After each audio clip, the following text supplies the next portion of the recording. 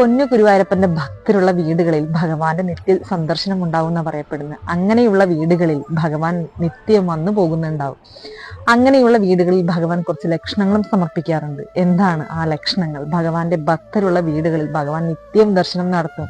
ആ വീടുകളിൽ ആദ്യത്തെ ലക്ഷണം എന്നുള്ളത് തുളസിച്ചെടി തഴച്ചു വളരും എന്നുള്ളതാണ്. നമ്മൾ തുളസിയെ നട്ടു നനയ്ക്കാതെ തുളസിച്ചെടി തഴച്ചു വളരുന്നുണ്ടോ നിങ്ങളുടെ വീടുകളിൽ? എന്നാൽ തീർച്ചയായിട്ടും ഉറപ്പിച്ചോളൂ, ആ പൊന്നു ഗുരുവായൂരപ്പൻ ദിവസവും നിങ്ങളുടെ വീടുകളിൽ വന്ന് മടങ്ങുന്നുണ്ട് എന്നുള്ളതാണ് അതിന്റെ ലക്ഷണം എന്നുള്ളത്. അങ്ങനെയുള്ള വീടുകളിലെ തുളസിച്ചെടികൾ പറിച്ചുകൊണ്ട് ഭഗവാന് സമർപ്പിക്കുക. മാല കെട്ടിയോ അല്ലെങ്കിൽ ഭഗവാന്റെ ക്ഷേത്രത്തിൽ പോയി ഭഗവാൻ അത് സമർപ്പിക്കുക. നിങ്ങളുടെ കയ്യിൽ നിന്നും ഭഗവാൻ അത് ഏറ്റുവാങ്ങാനായിട്ട് നിൽക്കുകയാണ്. അതിന്റെ ആദ്യ ലക്ഷണം എന്നുള്ളത് അത് തന്നെയാണ്. തുളസിച്ചെടി തഴച്ചു വളരുന്നുണ്ടെങ്കിൽ തീർച്ചയായിട്ടും പൊന്നു ഗുരുവായൂരപ്പന്റെ സാന്നിധ്യം ആ വീടുകളിൽ ഉണ്ടെന്നാണ്. വെള്ളം ഒഴിക്കാതെ തനിയെ കാട് പോലെ തുളസിച്ചെടി വളരുന്നുണ്ടെങ്കിൽ അവിടെ പൊന്നു ഗുരുവായൂരപ്പൻ നിറ സാന്നിധ്യം